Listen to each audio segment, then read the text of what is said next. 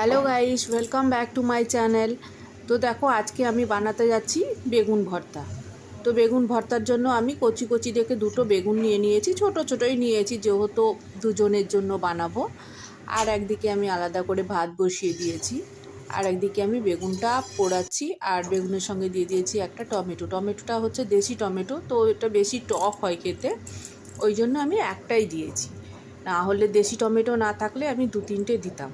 তো বেগুন ভর্তাটার জন্য বেগুনটা পোড়াচ্ছি, আর টমেটোটা হয়ে গিয়েছিলো বলে টমেটোটা আমি আলাদা করে বের করে ভালো করে তাকে ছিলে নিলাম, আর লবণ দিয়ে আমি এটাকে থেতো করে নিলাম। লবণ দিলে থেতো করলে টমেটোটা খুব সফট হয়ে যায়।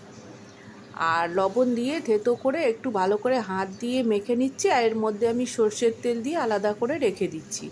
আর একদিকে আমার বেগুনটাও পোড়া হয়ে গেছে, তো বেগুনটাকে নামিয়ে নিচ্ছি। তারপরে আমি রসুন, 4-5 কোয়া রসুন আর 4টে কাঁচা লঙ্কা বা ওটাও পুড়িয়ে নিচ্ছি হালকা করে। বেগুনটা ছোট ছিল, না হলে আমি বেগুনের মধ্যেই গুজে গুজে দিতাম, তো পুড়ে যেত। তো আলাদা করে এদিকে পুড়িয়ে নিচ্ছি, আর বেগুনটা এদিকে আমি ছাড়িয়ে নিচ্ছি। যেহেতু ওই কালোগুলো না ছাড়ালে বেগুন ভর্তাটা পুরো কালো হয়ে যায়, ওই জন্য যতটা ছাড়ানো যায় তো ছাড়িয়ে নিচ্ছি। দিয়ে ছাড়ানো হয়ে গেলে আমি এটাকে আর ছুরি দিয়ে কেটে নেব। প্রচণ্ড গরম আছে, ওই জন্য ভাবলাম আমি বাটিতে রেখে এটাকে ছুরি দিয়ে কুচো কুচো করে কেটে নেব। আর দেখো, ভালো করে ছাড়িয়ে নিয়েছি।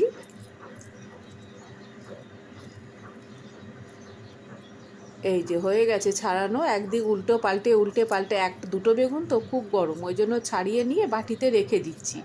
আর ওইদিকে আমার লঙ্কা আর রসুনটাও পোড়া হয়ে গেছে, তো নামিয়ে নিয়ে বাটিতে আমি ওটাকে বের করে হাত দিয়ে ভালো করে মেখে নিচ্ছি।